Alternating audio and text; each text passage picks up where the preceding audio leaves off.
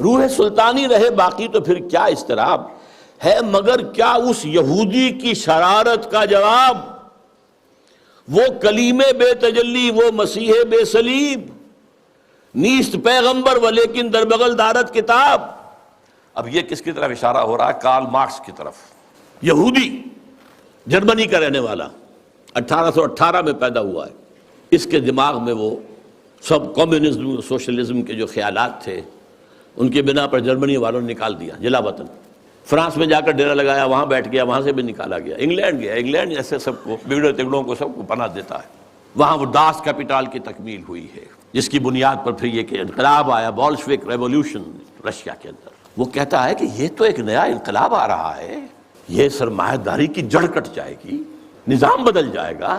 ہم نے جو بھی شیطنت کے پنجے جس طرح کا شکل میں گاڑے ہیں، ان میں سے ایک بڑا پنجہ وہ بھی ہے مگر کیا اس یہودی کی شرارت کا جواب، وہ کلیم بے تجلی، وہ مسیح بے صلیب، نیست پیغمبر ولیکن در بغل دارت کتاب۔ داس کیپیٹال ایک کتاب تو اس کے اندر ہے، واقعتاً اس کتاب میں بہت تاثیر تھی، اس میں کوئی شک نہیں۔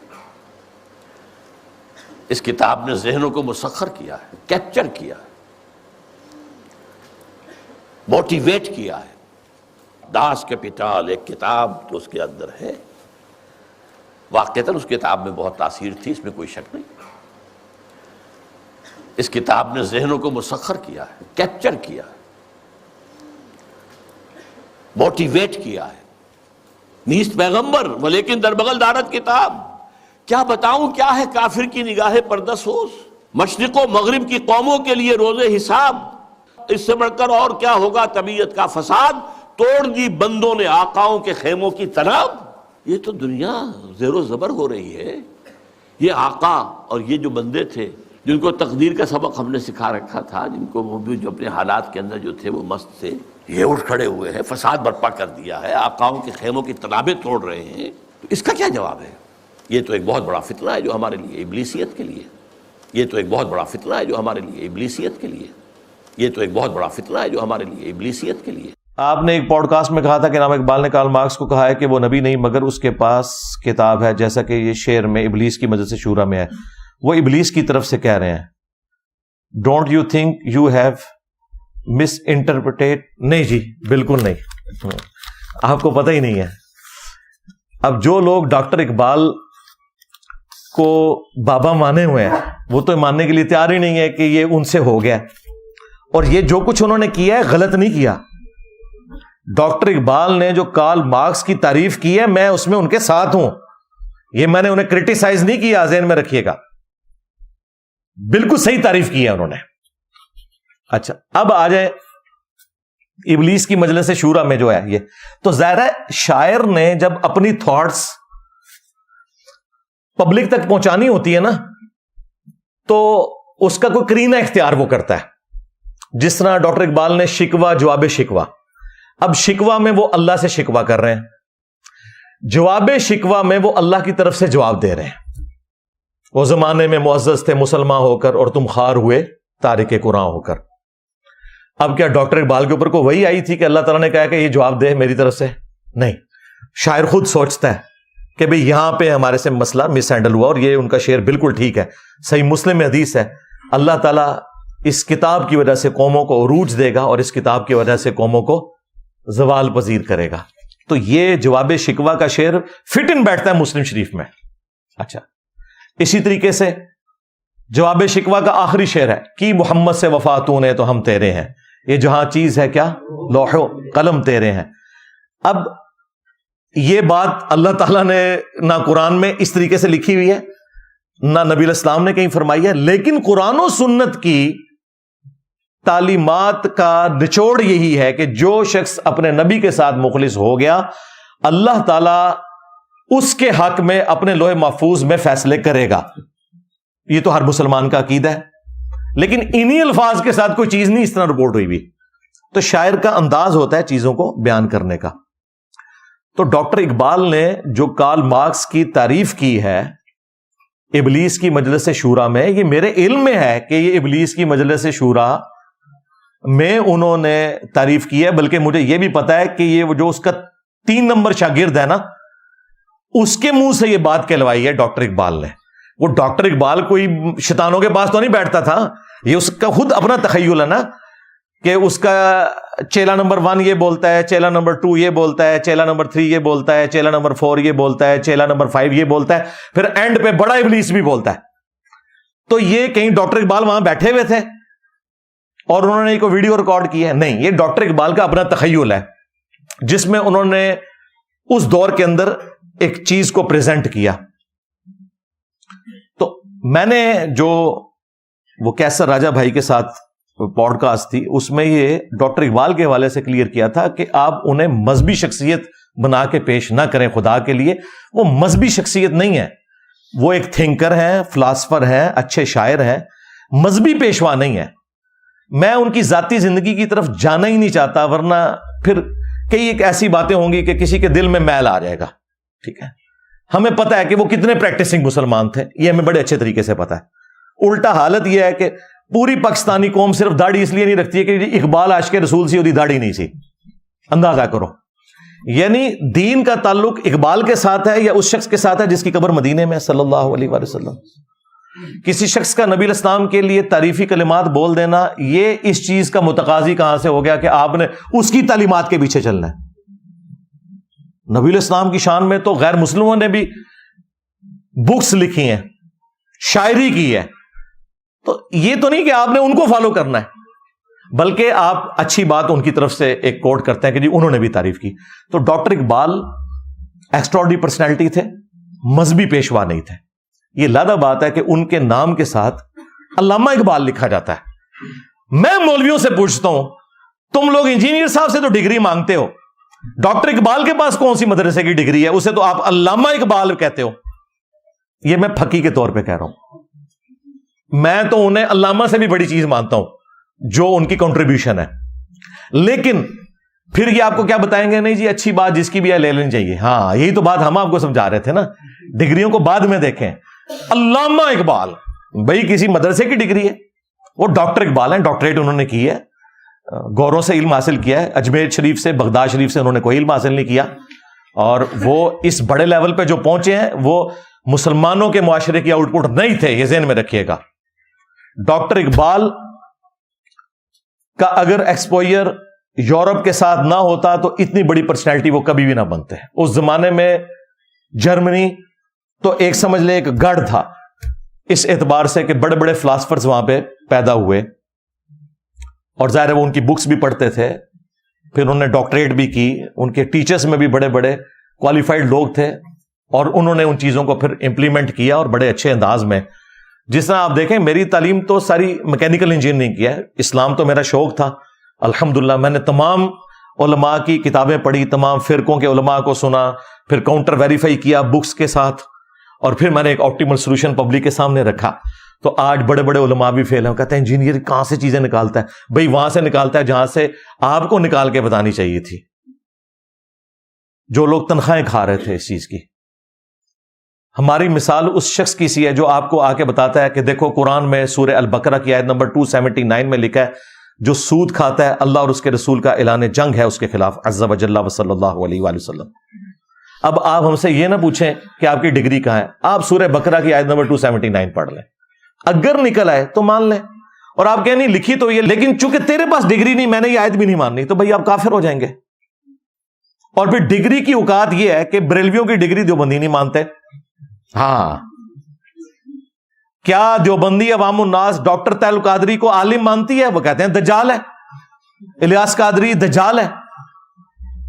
تمہارا جاہل بھی دوسرے فرقے کے عالم کو کہتا ہے گمراہ, یعنی اس کا مطلب ہے تمہارا جاہل بھی اتنا بڑا عالم ہے کہ دوسرے فرقے کے عالم کو بھی گمراہ سمجھتا ہے. اے ٹوٹل تہاڈی کتے دی بھی اوقات تہاڈی ڈگری دی نیچے بچدی. اے جو ڈگری دی گل کرے نا کوئی دیوبندی, تو ان کو ہاں اس لیے میں ڈاکٹر طاہر القادری صاحب کو فالو کرتا ہوں, تو سیدھے ہی دیکھو الٹی کرے گا, اس ٹائم کہے گا وہ تو گمراہ ہے. اور اگر کوئی بریلوی بات کر رہا ہوں نا ڈگری کی, تو آپ کے میں اس لیے طارق جمیل صاحب کو فالو کرتا ہوں, کہے گا وہ تو ہے گمراہ ہے. اے ٹوٹل اوقات جنہاں دی ڈگری دی. اور ہماری ڈگری کیا ہے قرآن میں, کنتم خیر امۃ اخرجت للناس تأمرون بالمعروف وتنہون عن المنکر وتؤمنون باللہ. تم پوری امت بہترین امت ہو جو لوگوں کے نفع کے لیے نکالی گئی, نیکی کا حکم دیتے ہو اور برائی سے روکتے ہو. اور اسی چیز کو نبی علیہ السلام نے صحیح بخاری میں بیان کیا ہے، بلغوا عنی ولو آیا، پہنچا دو میری طرف سے خواہ ایک آیت ہی تمہیں آتی ہو. ایک آیت جس کو آتی ہوگی وہ ڈگری والا عالم ہوگا، مجھے بتائیں بھائی. جتنا علم آتا ہے وہ سکھائیں. علم دین حاصل کرنا ہر مسلمان مرد و عورت کے اوپر فرض ہے نا. کہتے ہیں جی وہ دیکھیں جی ڈاکٹر کی ڈگری جس کے پاس ہوگی اسی سے آپ آپریشن کروائیں گے. او بھائی میں آپ کا آپریشن کرنے کے لیے یہاں نہیں بیٹھا ہوا، لہذا بات ہے کہ میں نے آپ کے بزرگوں کے بھی آپریشن کر دیے اللہ کے فضل سے.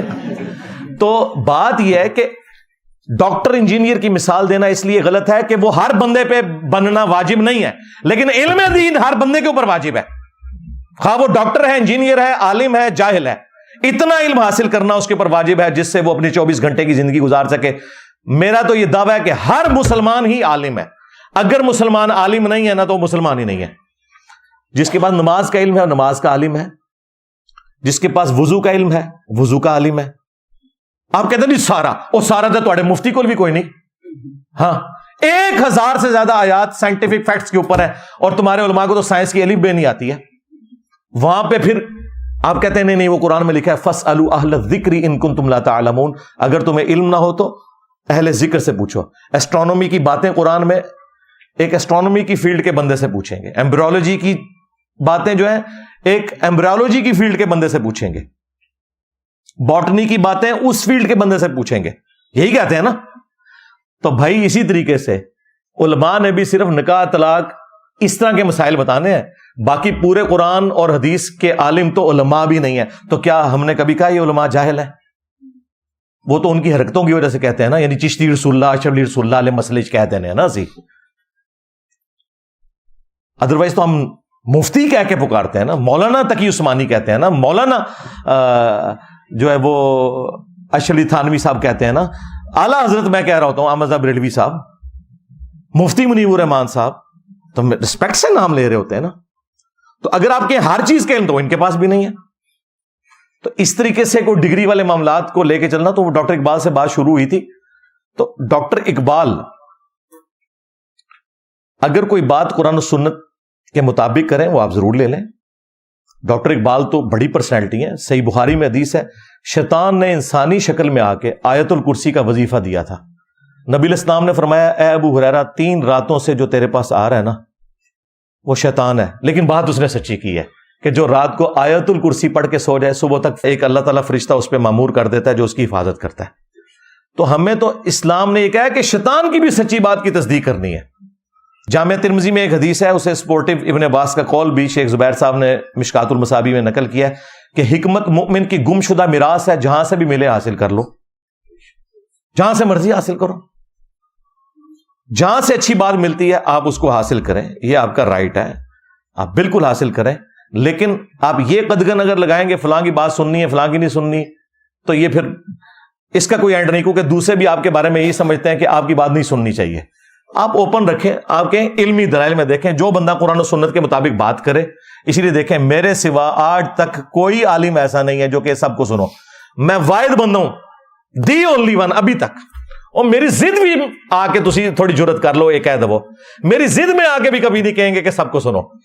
تو مجھے کیوں نہیں فکر ہے؟ میں تو کہتا ہوں ان کو سنو. مجھے پتا ہے کہ سنو گے تو میمز ہی بناؤ گے، کیونکہ یہ تو قرآن و سنت تمہیں نہیں بتائیں گے. ہم نے آپ کو قرآن و سنت بتانے. ہم اپنے دین کے اوپر اتنے محکم ہیں اور ان دلائل کو اتنا محکم سمجھتے ہیں، ہمیں پتا ہے ہمیں کوئی خطرہ نہیں. انہیں خطرہ ہے کہ جو انجینئر کو سنے گا ساڑھے بابیا تو گیا.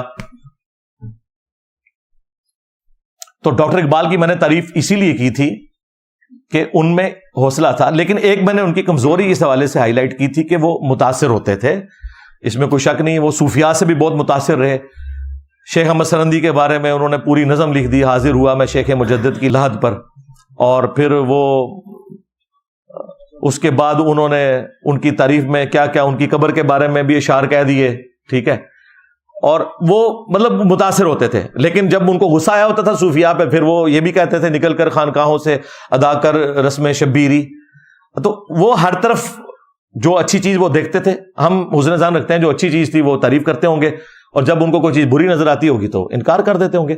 تو کارل مارکس کے حوالے سے بھی جو میں نے بات کی تھی وہ انہوں نے تعریفی کلمات، وہ چیلا نمبر 3 نے جو بات کی ہے، وہ چیلا نمبر 3 نے آ کے ڈاکٹر اقبال کے کان میں بات نہیں ڈالی ہے، یہ ڈاکٹر اقبال کا تخیل ہے.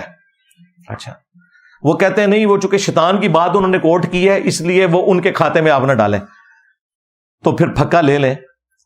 اسی ابلیس کی مجلس شورا کے اینڈ پہ جا کے پھر بڑا شیطان میدان عمل میں اترتا ہے، اور وہ نبی علیہ السلام کے لیے تعریفی کلمات کہتا ہے، اور وہ کہتا ہے کہ اپنے چیلوں سے کہ خیال رکھنا ہے کہ انسانیت نبی علیہ السلام کی تعلیمات سے کہیں بہرہ مند نہ ہو جائے، ادروائز ہمارا سارے کے سارا مشن فلاپ ہو جائے گا۔ تو پھر یہ بھی کہو کہ یہ بھی ابلیس نے کہا ہے، اور تمہارا عقیدہ بالکل اس کے اپوزٹ ہے، کیا بڑا پھکا دیتا ہے میں۔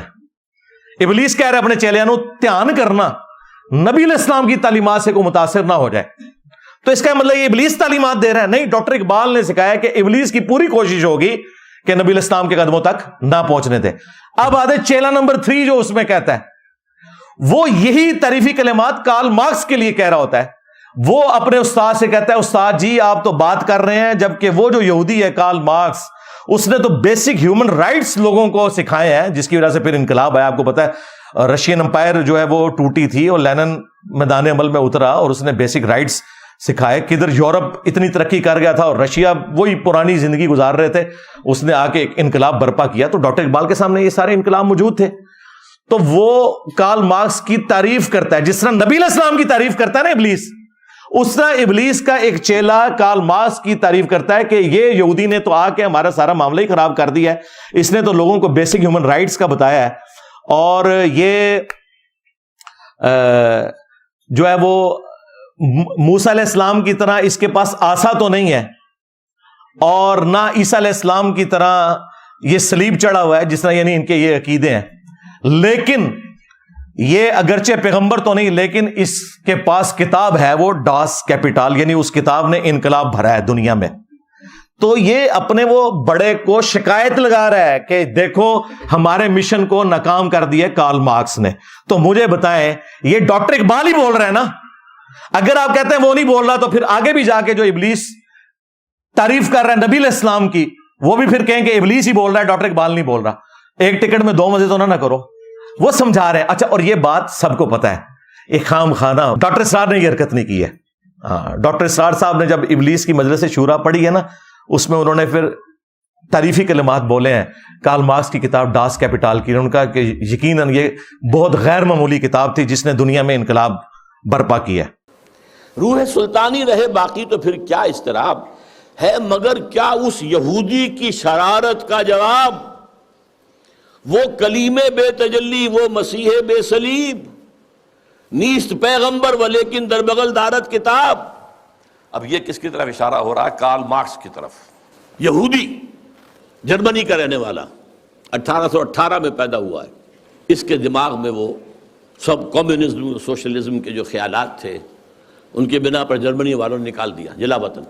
فرانس میں جا کر ڈیرا لگایا، وہاں بیٹھ گیا، وہاں سے بھی نکالا گیا۔ انگلینڈ گیا، انگلینڈ ایسے سب کو بگڑے تگڑوں کو سب کو پناہ دیتا ہے۔ وہاں وہ ڈاس کیپیٹال کی تکمیل ہوئی ہے، جس کی بنیاد پر پھر یہ کہ انقلاب آیا، بولشوک ریولوشن رشیا کے اندر۔ وہ کہتا ہے کہ یہ تو ایک نیا انقلاب آ رہا ہے، یہ سرمایہ داری کی جڑ کٹ جائے گی، نظام بدل جائے گا۔ ہم نے جو بھی شیطنت کے پنجے جس طرح کا شکل میں گاڑے ہیں، ان میں سے ایک بڑا پنجہ وہ بھی ہے مگر کیا اس یہودی کی شرارت کا جواب، وہ کلیم بے تجلی وہ مسیح بے صلیب، نیست پیغمبر ولیکن در بغل دارت کتاب۔ داس کیپیٹال ایک کتاب تو اس کے اندر ہے۔ واقعتاً اس کتاب میں بہت تاثیر تھی، اس میں کوئی شک نہیں۔ اس کتاب نے ذہنوں کو مسخر کیا ہے، کیپچر کیا ہے، موٹیویٹ کیا ہے۔ داس کیپیٹال ایک کتاب تو اس کے اندر ہے۔ واقعتاً اس کتاب میں بہت تاثیر تھی، اس میں کوئی شک نہیں۔ اس کتاب نے ذہنوں کو مسخر کیا ہے، کیپچر کیا ہے، موٹیویٹ کیا ہے۔ نیست پیغمبر ولیکن در بغل دارت کتاب۔ کیا بتاؤں کیا ہے کافر کی نگاہ پردہ سوز، مشرق و مغرب کی قوموں کے لیے روز حساب۔ اس سے بڑھ کر اور کیا ہوگا طبیعت کا فساد، توڑ دی بندوں نے آقاؤں کے خیموں کی تناب۔ یہ تو دنیا زیر و زبر ہو رہی ہے۔ یہ آقا اور یہ جو بندے تھے جن کو تقدیر کا سبق ہم نے سکھا رکھا تھا، جن کو وہ بھی جو اپنے حالات کے اندر جو تھے وہ مست تھے، یہ اٹھ کھڑے ہوئے ہیں، فساد برپا کر دیا ہے، آقاؤں کے خیموں کی تنابیں توڑ رہے ہیں۔ اس کا کیا جواب ہے؟ یہ تو ایک بہت بڑا فتنہ ہے جو ہمارے لیے ابلیسیت کے لیے، یہ تو ایک بہت بڑا فتنہ ہے جو ہمارے لیے ابلیسیت کے لیے، یہ تو ایک بہت بڑا فتنہ ہے جو ہمارے لیے ابلیسیت کے لیے۔ اور آج تک انقلاب دیکھیں، آدھی سے زیادہ دنیا اسی انقلاب پہ ہے، تھوڑی بہت ریفارمز ہوئی ہیں چائنا میں یا رشیا میں، اس وقت زیادہ تر تو کارل مارکس کو ہی لے کے چل رہے ہیں۔ تو ڈاکٹر اسرار صاحب نے اس طرح کی کوئی بات نہیں کی ہے کہ یہ تو ابلیس کا کلام ہے، ان کو پتا تھا ڈاکٹر اقبال نے ہی تعریف کی ہے۔ ہاں، مولانا اسحاق صاحب نے کہا کہ جی اقبال دے متھے مار دیندے نے، اے تے او شیطان دے چیلے نے کیا سی، تے پھر مولانا اسحاق صاحب زندہ ہوندے انہوں کہندے کہ اس تو بعد جڑے تعریفی کلمات نے نا نبی علیہ السلام واسطے او بھی وڈے شیطان نے کہ سانو اقبال دے متھے نہ مارو، تو کہنے کے نہیں، تو سمجھانا چاہ رہے، سرکار اتنے بھی سمجھانا چاہ رہے ہیں۔ ہوتا ہے کہ جدھر کسی کی عقیدت ہے نا، ان کے بڑے نے کو بات کر دی ہوئی ہے نا، وہ اس کو ڈیفینڈ کرنے کی خاطر نا میرے اندر کیڑے نکالنے کی کوشش کرتے ہیں۔ یار میں نے الحمدللہ اپنے 10 رجوع ریکارڈ کروائے ہوئے ہیں، میرے علاوہ کوئی بندہ نہیں جو رجوع کہہ کے چیزیں ریکارڈ کروائے، مجھے کوئی آر نہیں ہے کسی بات کے اوپر ماننے پہ، لیکن جو بات ہے نہیں اس طرح اس کو خام خواہ تو میرے کھاتے میں نہ ڈلوائیں۔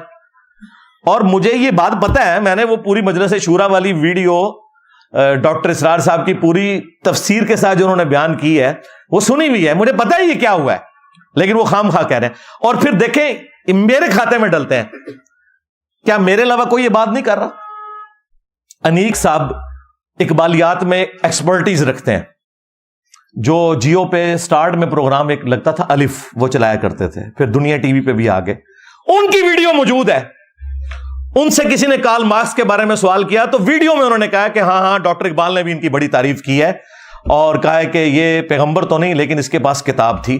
وہ کتاب یعنی الہامی کتاب کی بات نہیں کر رہے تھے، مراد یہ اس کتاب نے بجلی بھری لوگوں کے اندر، ٹھیک ہے۔ تو لیکن چونکہ انیک نائک صاحب نے کسی فرقے کی اس کے بابے کی منجی نہیں ٹھوکی ہوئی تھی، وہ کسی کو نظر نہیں آیا، میرے اوپر سارے چڑھتے ہیں۔ تو آپ چڑھیں گے تو خدا کے لیے آپ اپنی عقل کو استعمال کریں۔ میں نے اس طریقے سے جو بات کی ہے وہ الحمدللہ بالکل فٹ ان بیٹھتی ہے، اور میں نے آپ کو الزامی جواب کے طور پہ شاعر اسی طریقے سے چیزوں کو سمجھا رہے ہوتے ہیں۔ آپ خام خواہ یہ میرے اوپر الزام نہ لگائیں کہ میں نے کوئی ڈاکٹر اقبال کی توہین کرتی، میں نے ڈاکٹر اقبال کی توہین نہیں کی، میں اقبال کے ساتھ ہوں، اس نے صحیح تعریف کی ہے کارل مارکس کی بھوک کی، ٹھیک ہے۔ جو ہمارے عقیدے کا اختلاف ہے وہ تو اپنی جگہ رہے گا، مطلقاً تو تعریف صرف قرآن کی ہے، مطلقاً تعریف صرف اللہ رسول کی ہے، باقی سب لوگوں سے اختلاف کے ساتھ تعریف والا معاملہ ہے۔ پھر میں نے اس میں ان سے یہ بھی بات کی تھی کہ ڈاکٹر اقبال جو ہیں وہ مسولینی کو بھی مل کے آئے تھے، تو کوئی انکار کرے نا، نہیں ملے تھے، متاثر بھی تھے، وہ اس وقت کا سب سے بڑا ڈکٹیٹر تھا، ٹھیک ہے۔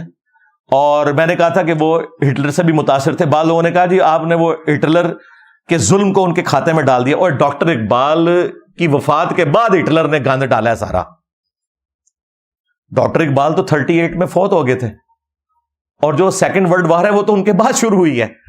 ہٹلر نے جو یہ سارا ظلم کا بازار گرم کیا اور 2 کروڑ سے زیادہ لوگ مرے سیکنڈ ورلڈ وار میں، ڈاکٹر اقبال کی زندگی میں یہ نہیں ہوا۔ وہ متاثر تھے، اس نے جو کتاب لکھی تھی اپنی، اس میں اس نے ڈیموکریسی کے خلاف لکھا تھا، چونکہ وہ ڈکٹیٹر تھا۔ تو اب ڈاکٹر اقبال نے جو جمہوریت کے خلاف اشعار کیے ہیں تو اس میں انہوں نے کہا ہے کہ مرد فرہنگ نے یہ بات ہمیں بتائی ہے، ورنہ دانا اس قسم کی بات نہیں بتایا کرتے کہ جمہوریت ایسا نظام ہے جس میں لوگوں کو گنا جاتا ہے، تولا نہیں جاتا۔ تو میں نے کہا تھا کہ ڈاکٹر اقبال ہٹلر سے متاثر ہیں۔ اب وہ جب ان کو کچھ نہیں بنا تو اب نیا پکھ چھوڑی، وہ کہتے ہیں نہیں وہ ہٹلر نہیں، کوئی اور فرینچ کوئی اسکالر تھا، کوئی فرینچ فلاسفر تھا، اس سے متاثر ہوئے تھے۔ یار اللہ تے بشکار ہی ہے نا، اللہ دے بندے ہو، ٹھیک ہے۔ جس طرح میں نے اگلے دن وہ ایک ویڈیو میں کہا کہ وہ الرحیق المختوم کو سعودی عرب کا بہت بڑا ایوارڈ ملا تھا، شاہ فیصل ایوارڈ، وہ کہتے نہیں شاہ فیصل ایوارڈ نہیں تھا، ایک اور ایوارڈ تھا۔ اے میری غلطیاں کٹ دے جے اس طرح دیا، ہاں اندازہ کرو، یعنی آپ نے نشان حیدر کی جگہ نشان امتیاز بول دیا تو یہ غلطی ہوگی۔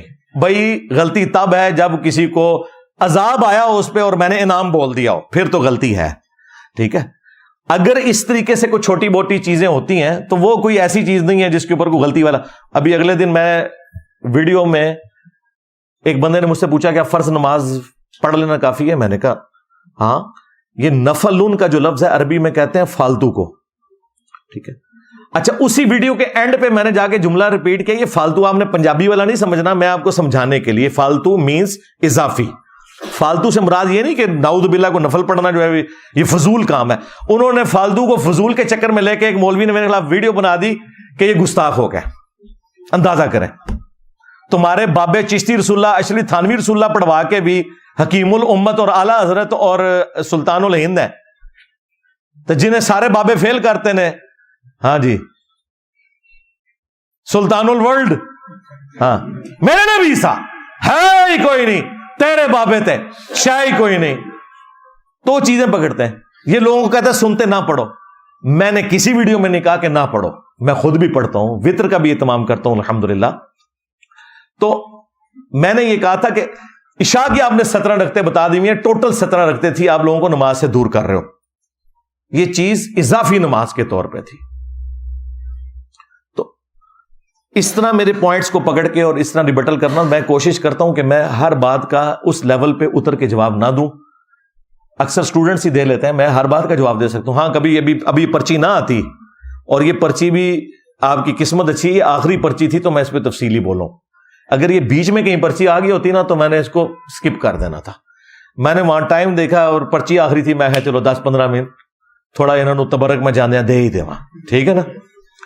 اللہم انی اسألک بانک انت اللہ لا الہ الا انت الاحد الصمد الذی لم یلد ولم یولد ولم یکن له کفوا احد وإلہکم الہ واحد لا الہ الا هو الرحمن الرحیم الف لام میم اللہ لا الہ الا هو الحی القیوم اللہم صلی علی محمد وعلی آل محمد اللہم ربنا آتنا فی الدنیا حسنہ وفی الآخرۃ حسنۃ وقنا عذاب النار ربنا آتنا من لدنک رحمہ وہیئ لنا من امرنا رشدا لا الہ الا انت سبحانک انی کنت من الظالمین